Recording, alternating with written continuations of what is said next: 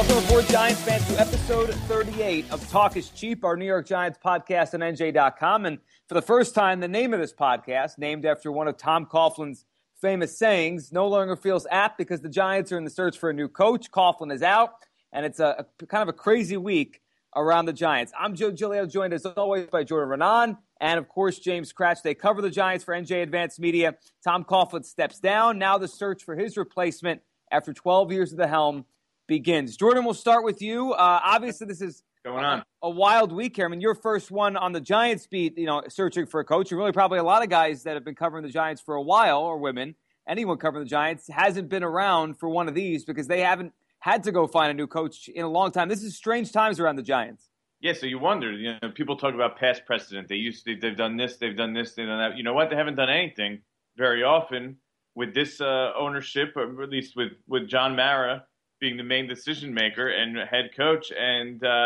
general manager also. Not much there of any kind of history. So, these kind of searches, completely brand new. Jerry Reese, who is going to be the general manager, whether you guys like it or not.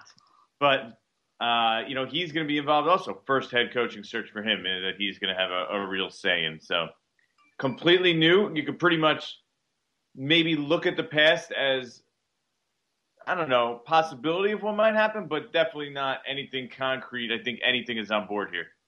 It's a great point there. And James, you guys were there when Tom Coughlin said goodbye. Mm-hmm. Was stepped down on Monday, then said goodbye on Tuesday. We're doing this podcast on a Wednesday, and I think the hard part is going to be, a candidate like Tom Coughlin isn't really going to be around. I mean, that guy was credentialed. He had been a Giant before.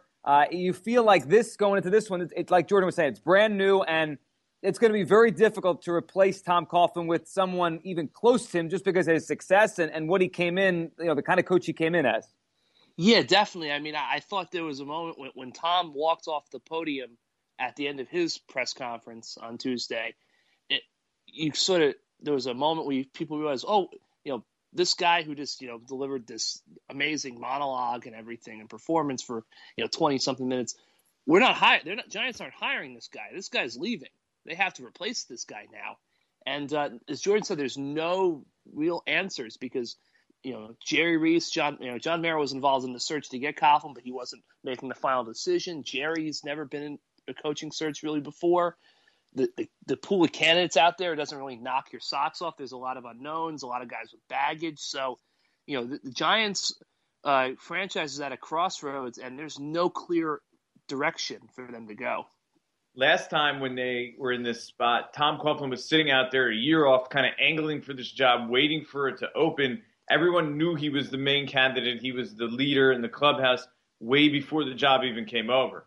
Now we go into this one, and we're sitting here, 2 days into it right now. I don't think anyone has a real idea of where this, and I don't even think John Mara and Steve Tisch and Jerry Reese even have an idea of where this is headed right now. Yeah, it feels like this thing is wide open. And James, I mean, what kind of feeling do you get on the timetable? Like, obviously, if they fall in love with one of these candidates, it could be any day where they could hire another one. But I got the feeling from John Mara that although he did acknowledge you want to put a staff together and you don't want to wait too long, that they're going to probably be thorough here. And because there's not that one candidate like Tom was last time, my feeling is this could take a little while as they go through all these interviews and all these names come shuffling through.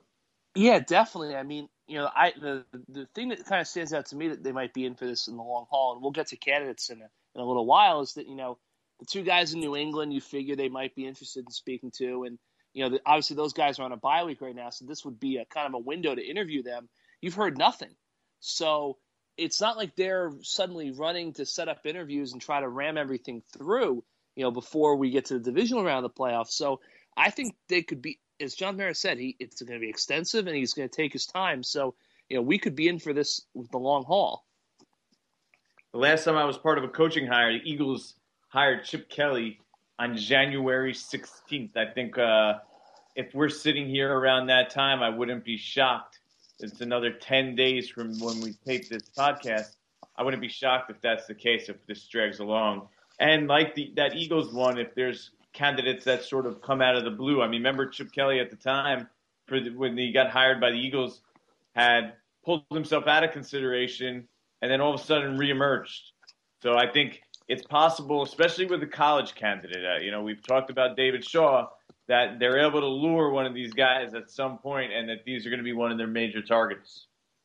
Yeah, anything could happen. That's a good point. Where we have a list here. We'll get through all these names and talk about the names we know, or we can kind of surmise might be part of this. But a new name might emerge. It's kind of the way these things go here. Before we get into the names and we go back and forth on kind of yay or nay on some of the candidates for the Giants, how about this job in general? I've seen a lot of lists. I mean, we've written about it. You guys have written about it on where the Giants job ranks in the 6 openings that currently exist as we do this podcast right now. And they have Eli Manning. They have Odell Beckham. So that's a pair of great building blocks for any coach to use next season.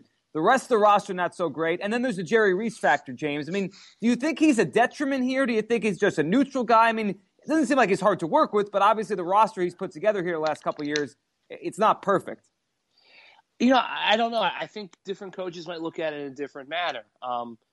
Some coaches might look at it as a detriment in the sense that, look, John Mara clearly put Jerry. He said he believes in Jerry Reese and he defended him, and to a point, I guess, with why he's bringing him back. But if this doesn't go well in 2 seasons from now, and there's a change made as general manager, well, we know firsthand from what happened with the Jets that when a new GM inherits a head coach, it doesn't go very well. So I could see coaches thinking, well, I could get washed out just because I have to get washed out. And I could see other coaches thinking that, maybe, as Jerry said in the press conference and took some heat for it, he's not the only guy making decisions, so maybe it doesn't have an impact on a candidate. Yeah, that's a good point. I mean, like you said a few minutes ago, Jordan, Jerry Reese is going to be here whether people like it or not. And like you also said, this is his first time going after a coach, which adds a different layer to this because he's been around a while, but he hasn't had a chance to find, his coach because Tom Coughlin was here when he became the head man. Yeah, we're going to see what Jerry Reese likes. I mean, this is a guy that he has to work with every single day. I mean, they have to be on the same page. And you know what? Jerry and Tom Coughlin seem to be on the same page for quite a while. Maybe not so much at the very end, but still. You never heard about any friction between the two, and it's important that he gets along with this guy because, like it or not, he's going to be in charge of the personnel side. The other guy's going to be in charge of the 53, and they're going to have to work together to make it work. They are, and they're going to have to figure out a way to get this team, back on the right track and get the Giants back to winning ways, which they haven't been in a while. Before we get to the actual names, for each of you, give me one thing you think the Giants could look for, maybe should look for in their next head coach. I mean, Tom Coughlin as a head coach, brought pretty much everything to the table. He was a guy that did it all, had so much experience coming in. Do you think they're going to try to find a certain type of coach, whether it be offensive, defensive, certain amount of experience? If there was one thing you think this team needs right now, we'll start with Jordan on this one.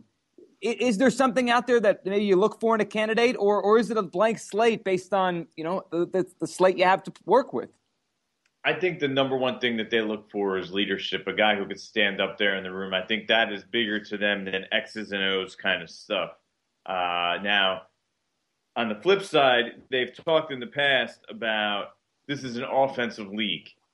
You don't win 17-13 games anymore. That's sort of what Jerry and John Mara have said over the last couple of years. So I think that's a hint into what they're thinking. Like, they got to figure out a way to build this team up offensively. I mean, that's going to be the strength of this team. I know everybody says they got to get back to their roots and they got to get back to their identity of Giants football. Well, guess what? This is a different game. This isn't 1986. That doesn't exist anymore. That brand of football is gone. The rules do not allow you to play that way. So the reality is it's an offensive league. So I think that will play heavily into the equation. I don't think that Eli Manning will be as big a factor as everyone's making it out to be at this point because he's a 35-year-old quarterback. You're hiring your head coach for the next 10, 12, 15 years. Eli Manning is not going to be part of that 10, 12, 15 years. This is bigger than Eli Manning in the offense. If he has to learn a new offense, he's got to learn a new offense. He'll learn a new offense and be just fine. I think that's a great point, James, before James gives his thoughts on this, Jordan, that's been a talking point. Like, maybe you got to keep Ben McAdoo. Maybe you have to elevate Ben McAdoo. Or if it's a defensive guy you bring in, make him keep Ben McAdoo because Eli's taken to the offense. I mean, Tom said it the other day in his goodbye. I mean, Eli can adapt to another offense. I mean, he'll be okay. I'm pretty sure as we move forward here. It'll be adjustment. I mean, sure. there will be an adjustment. There's no way around it. But will he be able to do it? Sure he can. I mean, that's one of the benefits of Eli Manning at this point of his career is that he's got the cerebral part of it down. I mean, it's better than having a young guy having to learn a new system. No doubt about it. I mean, I think he'll be fine regardless of what they do. Yeah, adjustment, sure, but like you just said, the cerebral part is down. James, for you, if there's one thing they could be looking for or should be looking for, kind of an attribute in this next head coach. I think they need to find a head coach. Obviously, I agree with Jordan. Leadership is, I think, their number one, priority principle. I think they need to find a coach who is confident in himself and, has a strong, firm belief of who he is and, can command something. I mean, look, this is the New York Giants. It's a big stage. There's a lot of media attention. You got to have a thick skin, and you're replacing Tom Coughlin. And unfortunately, I think that we look at Giants history. Well, Bill Parcells left, and Ray Handley came, and I think that's something a lot of fans are saying. I mean, you have to step in and realize that you're replacing a guy who's probably going to go to the Hall of Fame, a guy who won 2 Super Bowls. You're walking into a locker room where 53 men did not want Tom to leave, by all indications. And, you're stepping into kind of a crucible with a franchise that's going in the wrong direction. So they're going to need someone who's willing to stand up and to take control of that organization and the image of the franchise, I think, and be confident. Because if they get a guy who comes in defensive, especially, from the start, it could go even worse. It could, and that would set them back even further than they are. 3 straight years with below, subpar records, 4 straight out of the playoffs, 6 out of 7. And guy following the guy, right? That's what they say. Guy following the guy. It's tough. That's a tough spot to be in. I mean, do you guys think this? I mean, Mara, guy following the guy. Now that's quality. That's where you want to be. I guess maybe someone out there is looking to be that guy. Maybe eventually, if this next guy fails. Mara the other day said that the Giants have lost a little credibility here. When you look at them compared to the other openings, do you guys think that same thing too? Are they above the other openings because of the success they've had and the franchise they've been, or do you not look at them that way? I mean, Jordan, how do you look at this job kind of from afar if you were a head coach candidate? Is it something you'd want, or maybe I'm not sure? Nah, this job is very attractive job. I mean, stable ownership. This is the primo job. What ownership is more forgiving and more patient than the Giants? It's a good point. I mean, if you're a head coach, you want to have time to build something, and that's the most important thing. Like, that's why the Cleveland Browns, you can't go there if you're a head coach and you have options because you're worried that they're going to pull the plug after 1 year. So then, you really get pressed into doing things. With the Giants, you have time, and on top of that is you have a quarterback, at least for the next 2-3 years with Eli Manning, and that's not even factor in, you have Odell Beckham, who's one of the best players in the entire NFL. I mean, there's a lot of things to like about this job. It's in New York. It's in a big market.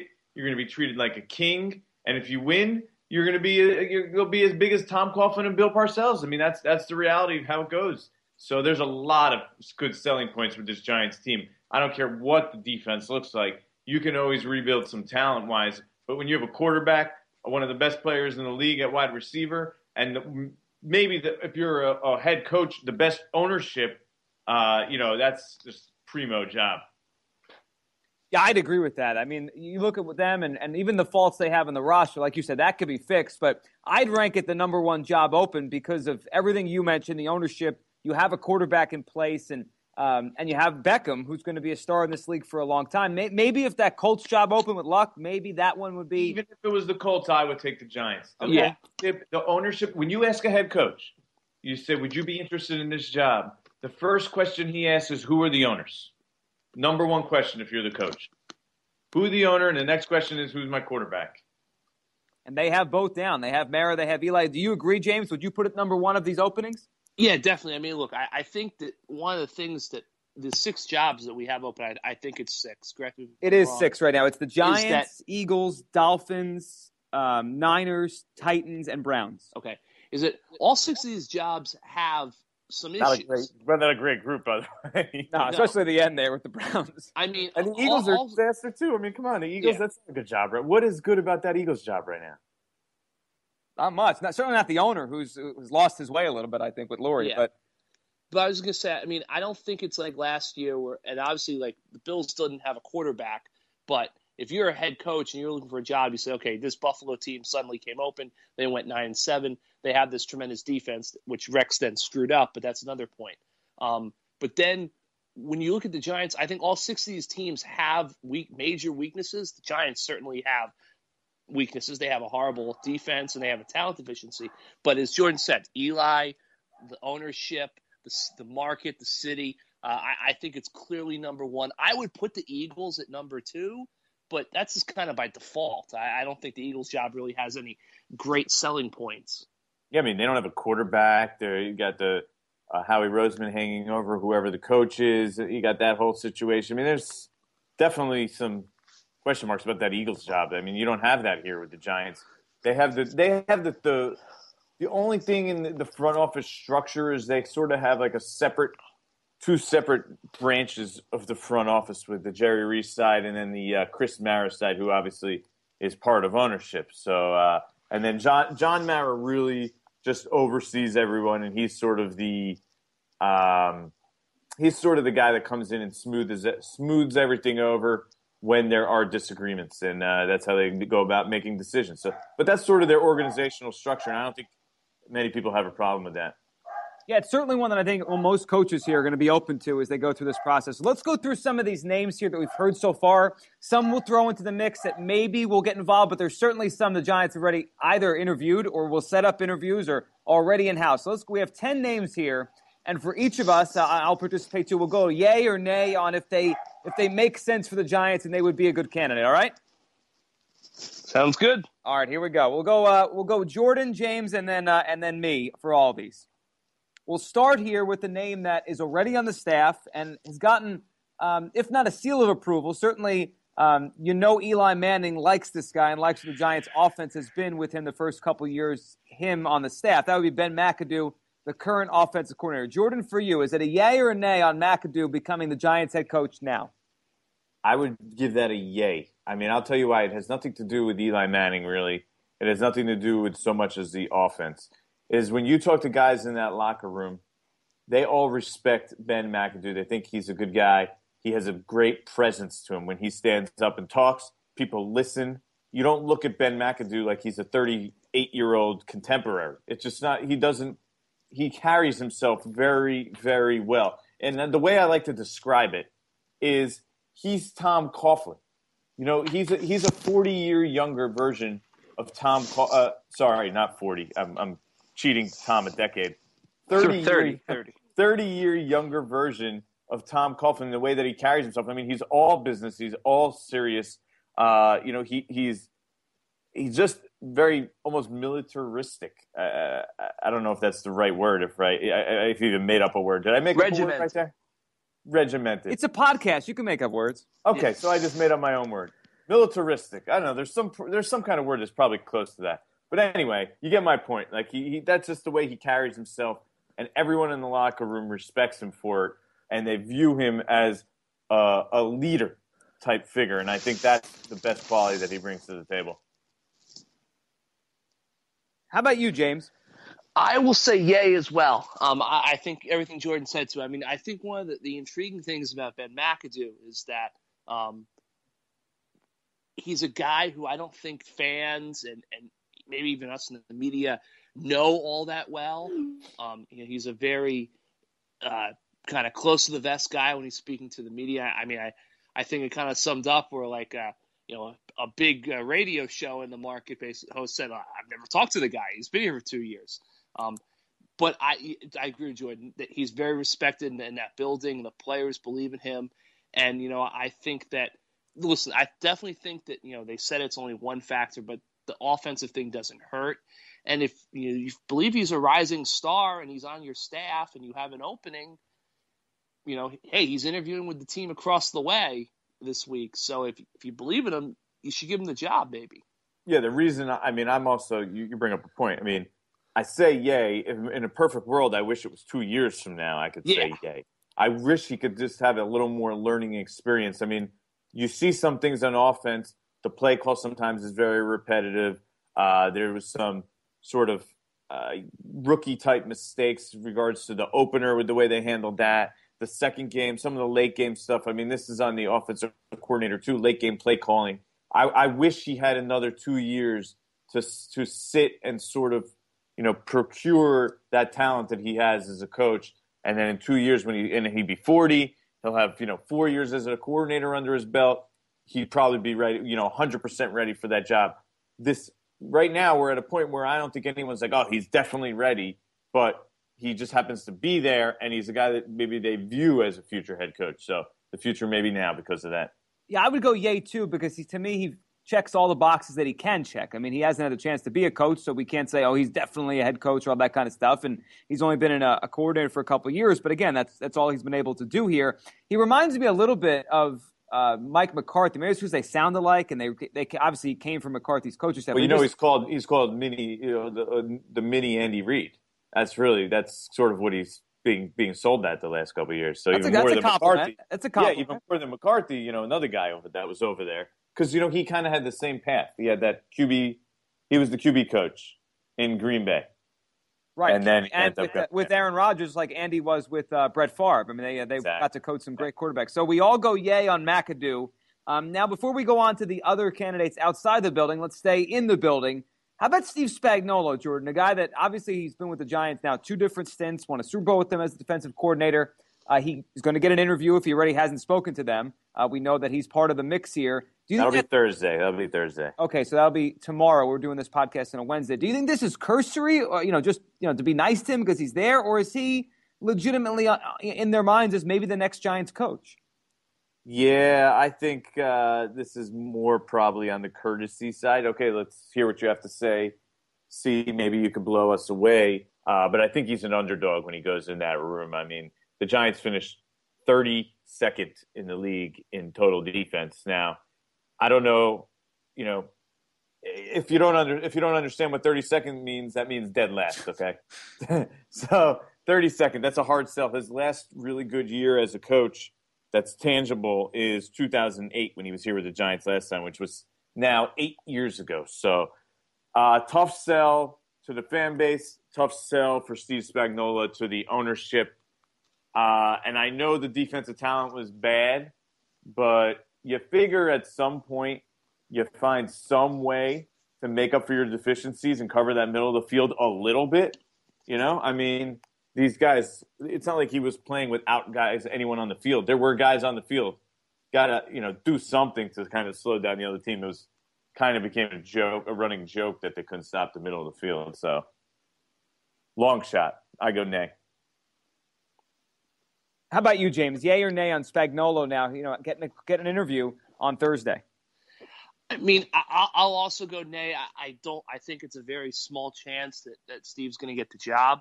But I will say this: if for some reason they decided to give him the job, I agree with Jordan. It would be a very hard sell. I don't think it would be an impossible sell though, because I think that look, he's not like if you went to St. Louis or New Orleans, I think you're insane. But he is looked at differently here. He does have the built-in goodwill from the past. And he was hated in New Orleans. He is. By no stretch of the imagination am I saying that they should hire this guy because he won the Super Bowl in 2000, helped them win the Super Bowl in 2007. But I do think, and we all know this, he's a very engaging guy. He would go win the press conference, and I think he could start to convince people that he deserves a second chance. I don't think he's going to get that shot, but I do think it would be interesting to see them sell it. I think it would be tough, and especially with the credibility concerns that John Mara expressed. But I don't think it's impossible that they could sell this hiring, at least for one season. The problem The problem is you would think, are they really making change?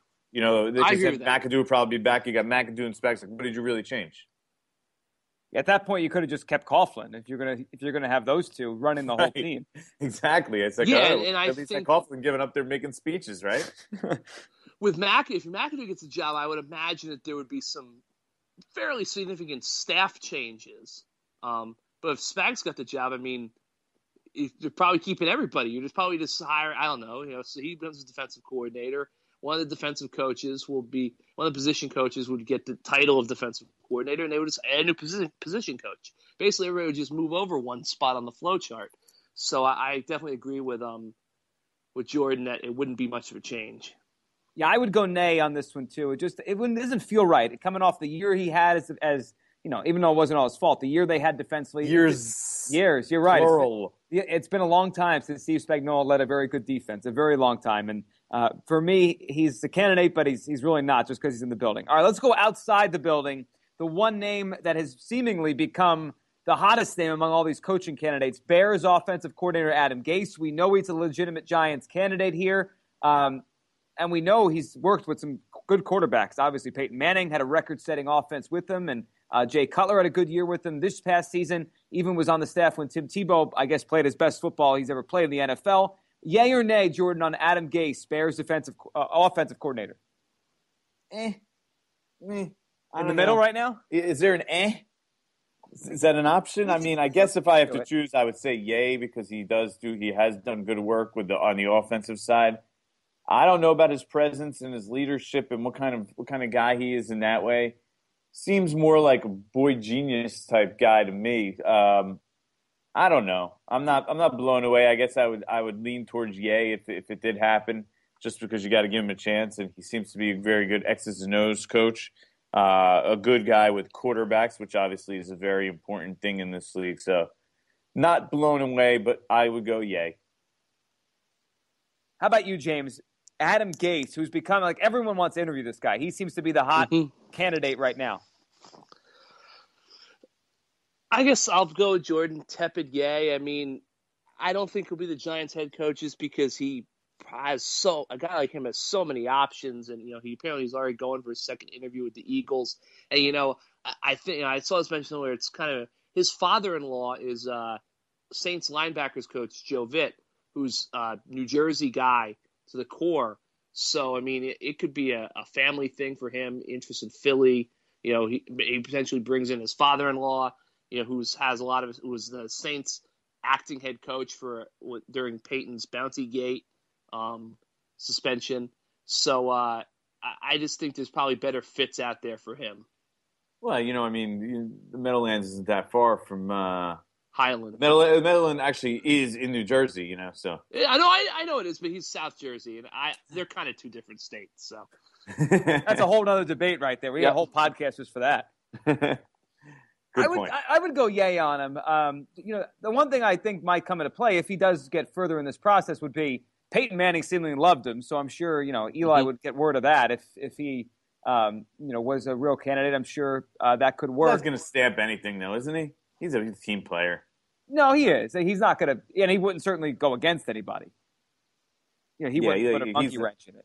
Yeah, he's not going to go out there and go up to ownership and say, you can't hire this guy.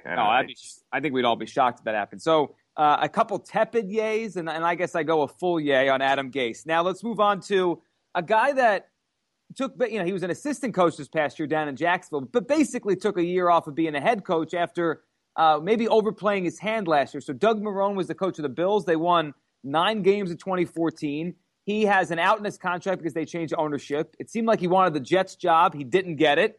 Went to Jacksonville. Now he's back out there, and he's getting a lot of looks too. What do you think about Doug Marrone, Jordan? I kind of like Doug Marrone. I know he had his problems with the players in Buffalo, and he was not talked of very highly, and some people smashed him on the way out. But this is a guy who has, he's got that Parcellsian kind of feel to him. He does have a Parcells connection, doesn't he? Am I correct on that? He's got a Peyton connection.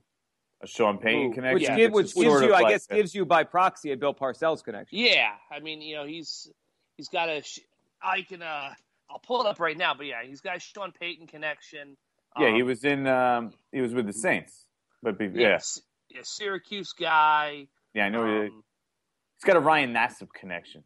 He does have got that. A Ryan Nassib connection. So I just searched Jordan. He's part of that extended Parcells tree though, because Peyton is a Parcells guy as well. Right, kind of a no-nonsense thing. Before you go on, Jordan, I just searched Doug Marrone, Bill Parcells, just to see what would come up. And On Syracuse.com, our sister site, an executive told ESPN Doug Marrone is a young Bill Parcells. That was recently that story went up. So there's some precedent to what you're saying. People feel that when they talk to him, I guess.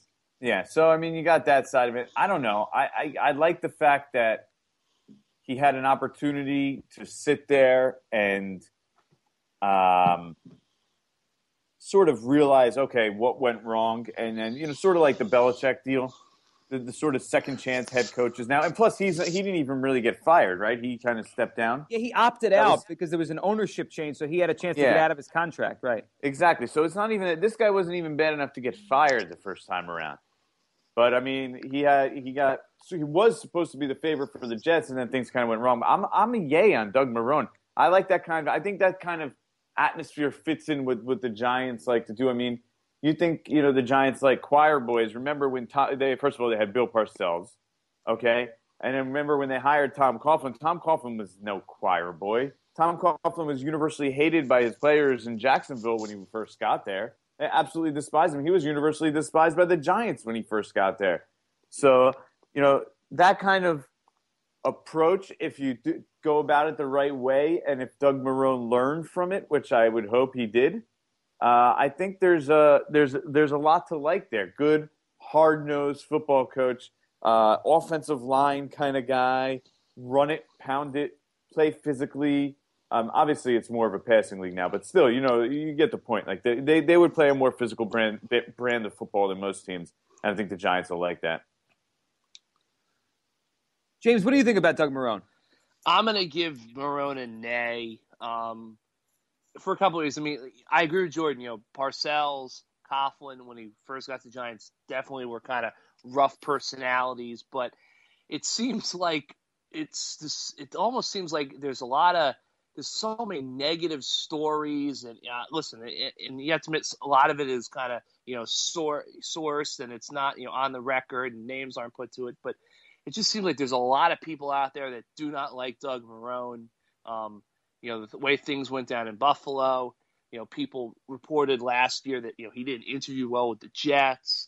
And it just, he seems one of those guys, and, he's 15-17, 2 years with the Bills. I know he went 9-7 in 2014 with the Bills, but, they won 9 games because the Patriots mailed it in week 17. That was a team that was, 8-8. And, so the Giants really need to be bringing in a guy who, seems has trouble getting along with people, I know we saw this with Chip Kelly. I mean, one of the big things with Chip Kelly was, he alienated people. Well, it seems like Doug Marrone has done plenty of that. And, 15-17, I mean, he's a 500 coach, if that. So I would say nay for that point. You also didn't have a quarterback. This is true. Right, and E.J. Manuel, right? Wow, you gave an easy, James. No, but even then, I just think it's. I mean, it's. Tom and Bill had success.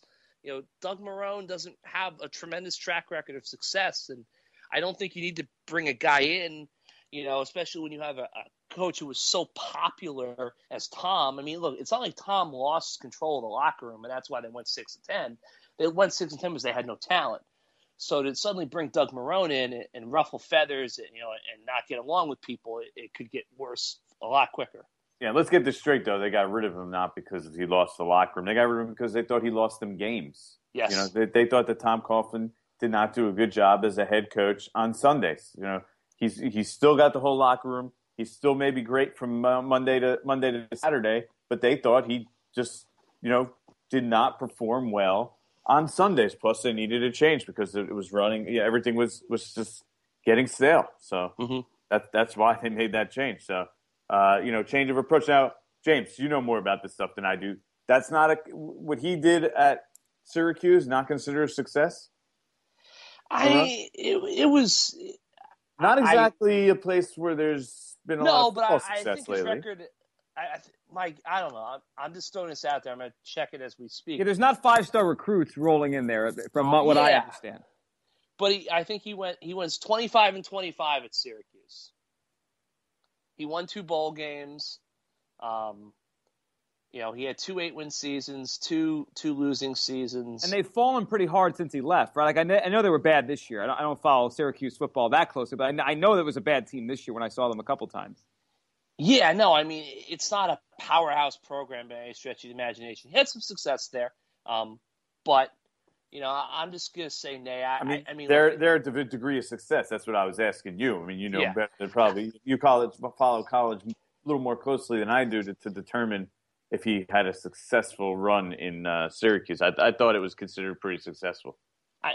It's successful, but I wouldn't say it's like wow, not like put it this way. Right. I don't know if Doug Marrone was getting being talked about for Big Ten jobs before he went to the NFL. Right. I get it. Yeah, that makes sense. I was firmly a nay on this, and then Jordan, you kind of made me start thinking a little bit more about it, and obviously the success he had with Syracuse we're talking about. Also the Bills, I think it helps him here. The Bills were 9-7 with them. Rex Ryan goes there. They go backwards in his first year. So, I mean, he's obviously a legitimate candidate. The one thing I remember hearing about him in Buffalo, and I don't mean you two in particular, just the whole realm of being in New York City with the media, is that he had some issues just with the media and answering day-to-day questions. As an NFL coach, you have to do that. If you're around the Giants, there's a lot of people covering the team on a daily basis. And I just wonder, I mean, I'm sure that'd be part of the questions in the interview. Like, can you handle this stuff? Or does that bother you? Because that was a story when he was in Buffalo. Whether or not it was true, I don't know. But it was a story up there that he didn't really get along with the media and the size of the Buffalo media compared to what you guys are in every day and the realm you're in. It's a different story. So how much do they care about that, though? Did Tom Coughlin, when he was hired, did he get along with the media? Was he good with the media? But did it affect his coaching? Did it affect his? I don't know. I mean, did it affect? Well, that's a different story, yeah. Right. But I'm just saying, I'm not sure. As long as they think he's confident in what he does, I'm not sure they really care if he's that good with the media. I mean, Tom Coughlin was, a dictator. He didn't want to have anything to do with the media, especially when he first came. It's a good point. Yeah, you didn't want anything to do with us yesterday.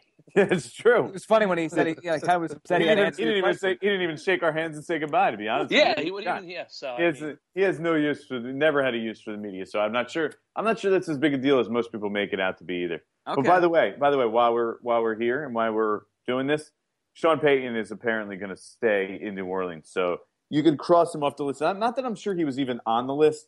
I had heard some things about baggage with Sean Payton and that might not be a way the Giants wanted to go anyway. So I wasn't really sold on that being a serious thing for the Giants, on top of the fact that they would have to give up compensation for him probably.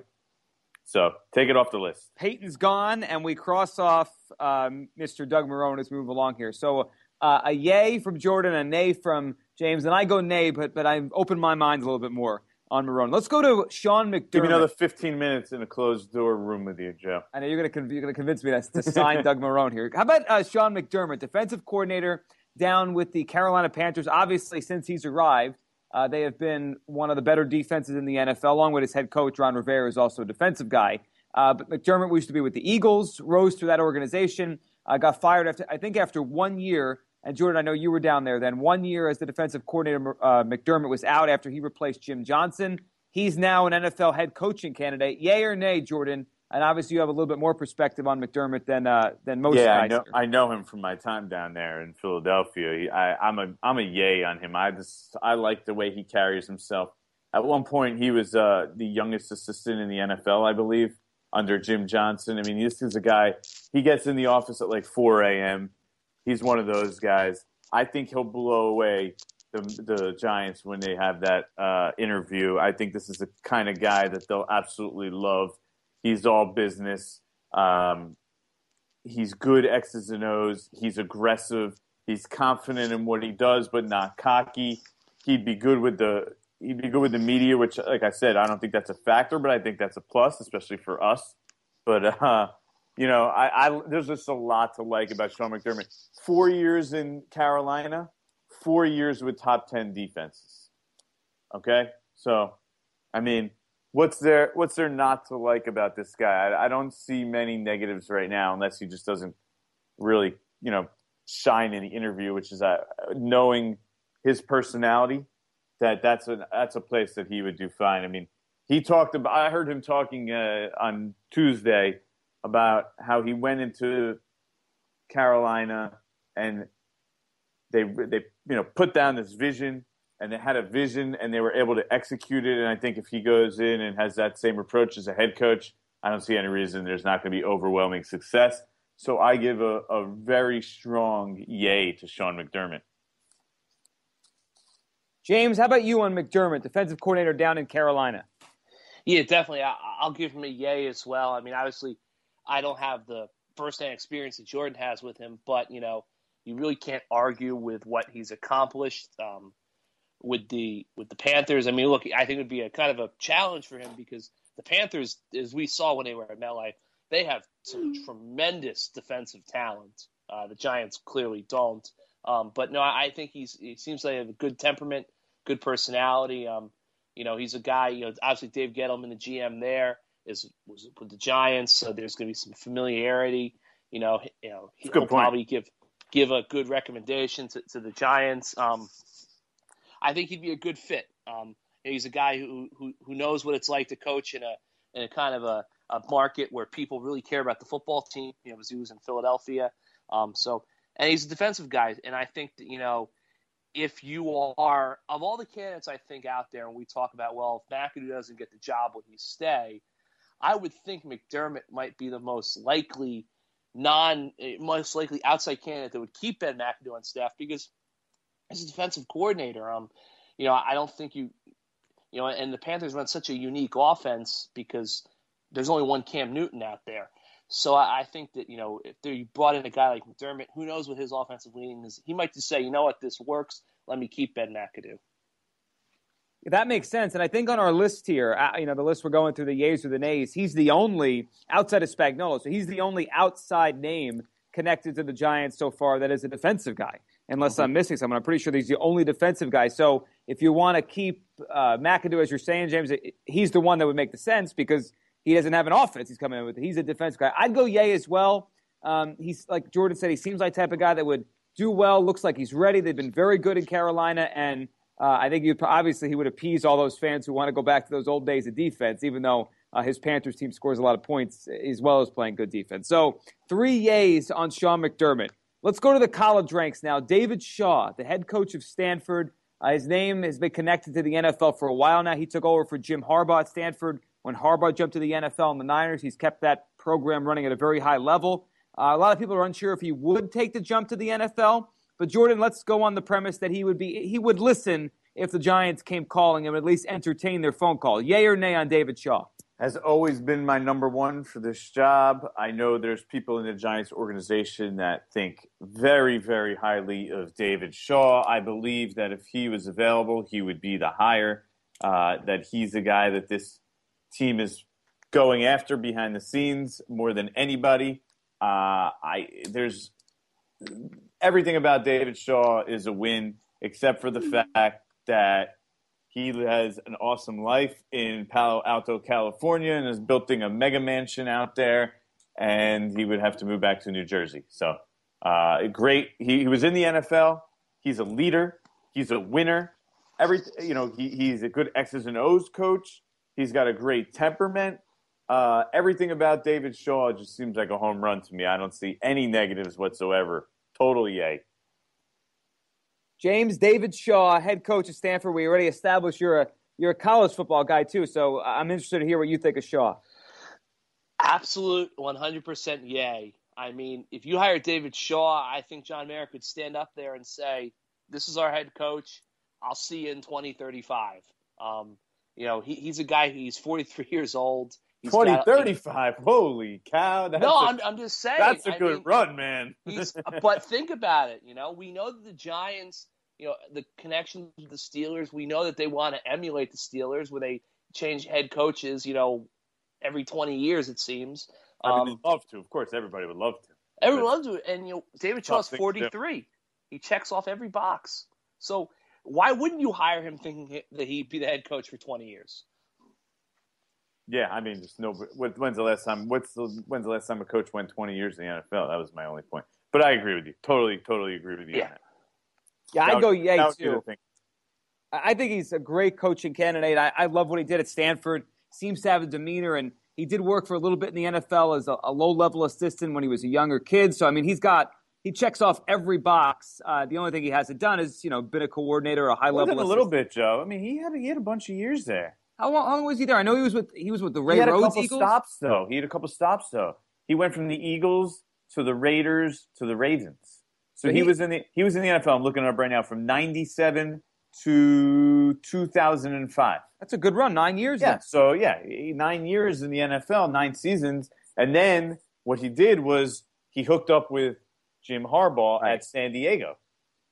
And then he went with Jim Harbaugh. So the fact that he, tutelage under Jim Harbaugh, who we all know is just a tremendous coach. I mean, even more of a sell for the fact that David Shaw this guy has it all. He does, and I'm looking at the same thing you are now, and I'm trying to piece together the coaches he worked for in the NFL. I guess Ray Rhodes with the Eagles, it would be. It'd be Gruden with the John Gruden with the Oakland Raiders, and then I guess Brian Billick with the Ravens. That's a pretty good trio of coaches to work under. It's not like he worked under Ray Handley. Like he worked under legitimate NFL coaches, 2 of which won a Super Bowl. So he has a lot of going for him. 54-14 as a head coach at college. He's really, I'm sure, an intriguing candidate for the Giants. So he's probably the biggest yay across the board so far. Let's move to an offensive coordinator that does have NFL head coaching experience, Josh McDaniels, now back in New England with Bill Belichick. He did have one stint as a head coach with the Denver Broncos a few years ago, which did not obviously go as well as he or the Broncos hoped. How about Josh McDaniels, Jordan? Yeah, I'm going to go with Nay. I heard he's just a little bit of a strange bird. That he's just a different kind of guy. Maybe you have to be a head coach, but that kind of scares me. He had his problems in Denver. So, I like the offensive side of McDaniels. I like the fact that he's a second-time coach.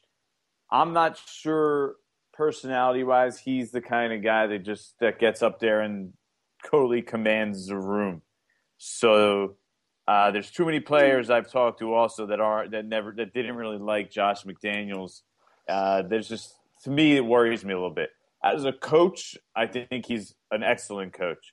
As a head coach, I have my reservations. So I'm going to say nay, just because there's other guys on this list that I would prefer before him. How do you feel about Josh McDaniels, James?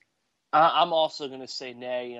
Just kind of echo what Jordan said. It seems a lot of people think that he doesn't really have the right temperament.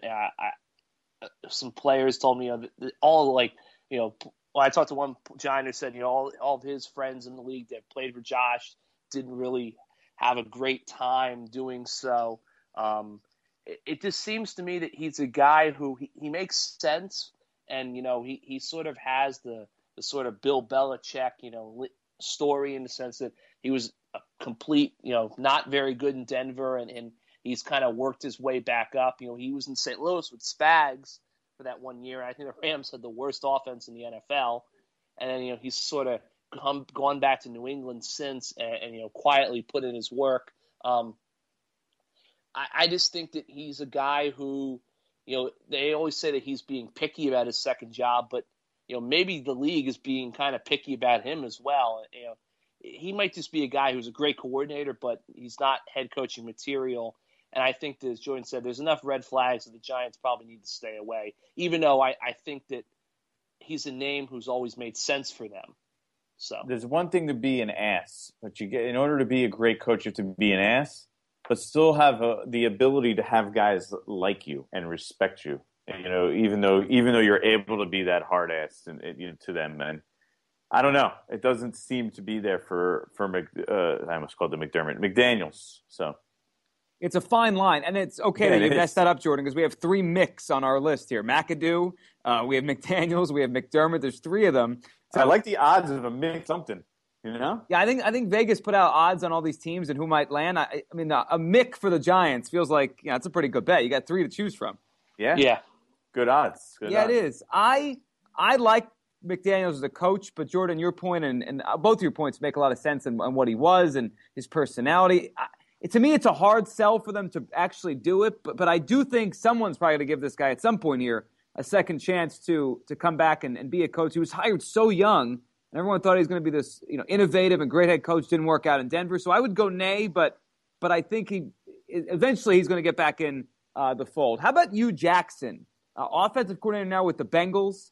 Had some success with the Raiders. We were joking before about the Syracuse, the college team that we had Doug Marrone doing pretty good job with. He went 8-8 with the Raiders. I'm talking about Hugh Jackson, which, that, all things considered, that's hard to do over the last decade or so. So I give him some extra credit for that. How about you, Jordan? What do you think about Hugh Jackson?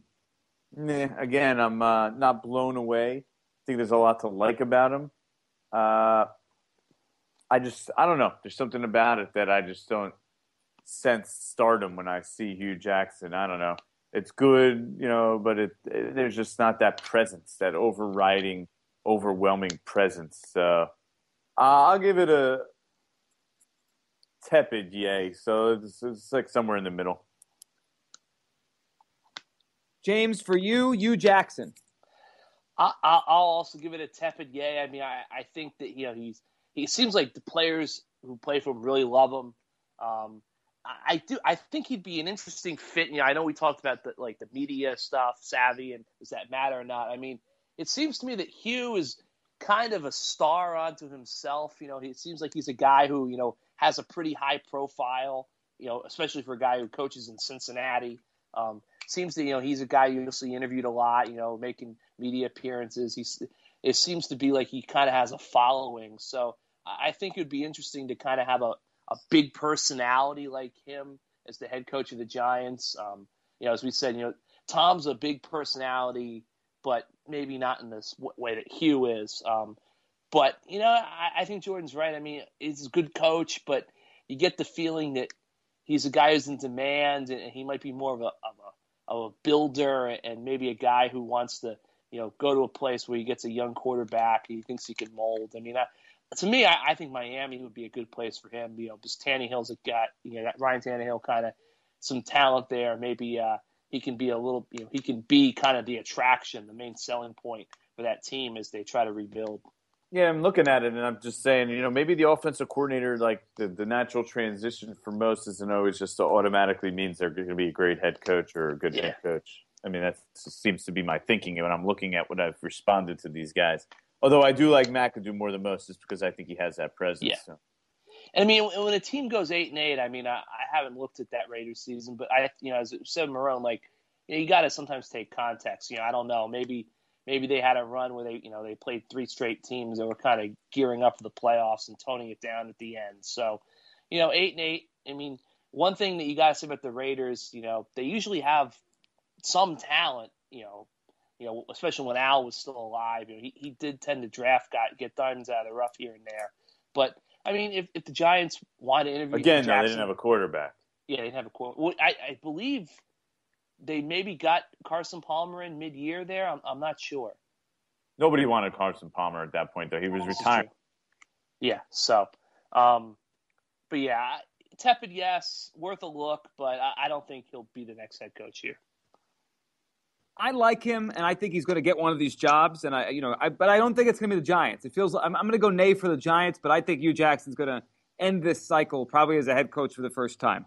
All right, a name that we on NJ.com talk about all the time is Chip Kelly. He is now out there. There's been some speculation the Giants might be interested. I know, ironically, Tom Coughlin wanted to hire Chip Kelly all the way back in the day when he was at New Hampshire to come help the Giants in a very small role. He said no, and obviously it worked out for Kelly in his rise up. Jordan, how about Chip Kelly, who's out there and available? Not that there's anything really cooking between him and the Giants, but he is available. Yay or nay if there was an opportunity for the Giants to talk to Chip?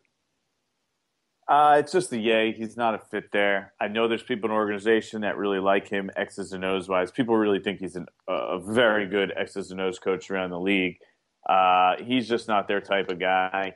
He's a little too out there, a little too progressive, a little too, I don't know, everything that came out, a little too unfriendly to the entire organization to fit into the family type atmosphere the Giants like to create. I mean, as much as Tom Coughlin was the dictator when it comes to football stuff, he's also open to that whole family atmosphere and really letting everybody in. So Chip wasn't, and that's not going to play with the Giants. So I'm going to say nay, even though I really do. I'm a big fan of Chip as a coach in general. But for the Giants, I say nay.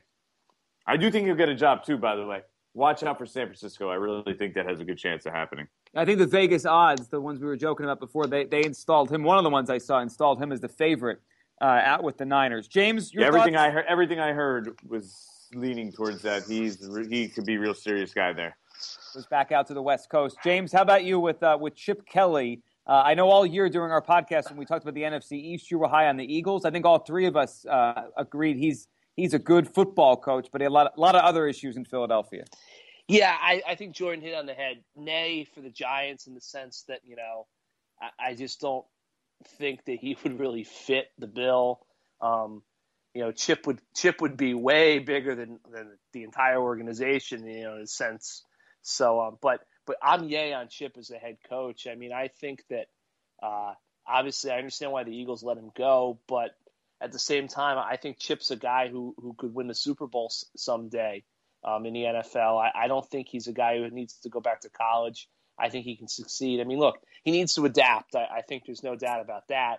And I think it would be really fascinating if he came to the Giants because it would be such a clash of, this kind of, this organization that's storied and it's done things pretty much the same way forever against this guy who's so progressive. But it wouldn't be a fit for the Giants. But I definitely think Chip is a guy who, I think it'd be fascinating to see if he could get Kaepernick straightened around in San Francisco. Yeah, I'm with both of you. Yay to the coach, nay to the fit. It just doesn't seem like it makes sense for the Giants. Chip Kelly and the Giants, it just doesn't seem like it works together, even though we all think he's a good coach. All right, so we've done 9 of these. We were going to do 10, but I think for the last one we should do is each of us name a coach. Maybe it's kind of off the radar. Jordan, I know you had one you wanted to bring to the table. Just kind of off the radar scenario for any coach you could think of, and tell us why you think it would be a fit or why you think the name out there makes no sense. So we'll kind of go with a wild card each. We'll each name a wild card coach and give our thoughts on them to wrap this up. Jordan? Yeah, I mean, I'll be honest. It made no sense to me when I heard it, but Bill O'Brien was somebody that was brought up to me a couple times in the last couple months, and I was like, huh? Bill O'Brien? He's in Houston. He's fine in Houston. They got to like him there. He's coaching a playoff game this weekend. Yeah, exactly. But at the same time, he has no quarterback. And, he is a Bill Belichick guy, and we know what Bill Belichick thinks of the New York Giants. So, Bill O'Brien, if he wanted to, really push his way into this job, it's a name to keep an eye on. I would be absolutely 100,000% for it. He is exactly what the Giants would be looking for, a proven winner. He did it at Penn State. He went to Houston now, and he's winning. He doesn't even have a quarterback there. He's still winning. He's an offensive guy. He's progressive. He has that aura to him. He has that leadership quality, the sternness. He would be an absolute home run. Now, I don't know if he would become available because on the other side, because even if he wanted to push his way there, it would cost the Giants or anybody a pretty nice price to get Bill O'Brien at this point. So there would be a lot that went into it, but if that was somehow possible, I'd be all for that.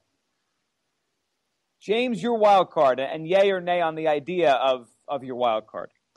My wild card is Northwestern coach Pat Fitzgerald. Oh, wow, going to the college ranks. Yeah, I'm yay on him. I mean, he's 41 years old. It's a lot to like. He wins at Northwestern. He's a tactician. He's a builder. He's one of those guys where all these teams, you always hear when I was at South Carolina and people used to talk about potential replacement for Steve Spurrier, people thought, South Carolina was going to make a run at him. He's a guy that you always hear about. He's kind of a quirky guy. I think when he played at Northwestern, they lost in the Rose Bowl. So he refuses to eat In-N-Out Burger until he gets Northwestern to the Rose Bowl. And every time he goes out west, and he's a guy who a lot of people seem to think that the only job he would ever leave Northwestern for would be the Chicago Bears, which obviously John Fox, the guy who the Giants probably wish was on the market right now, is the coach there, and he's not going anywhere.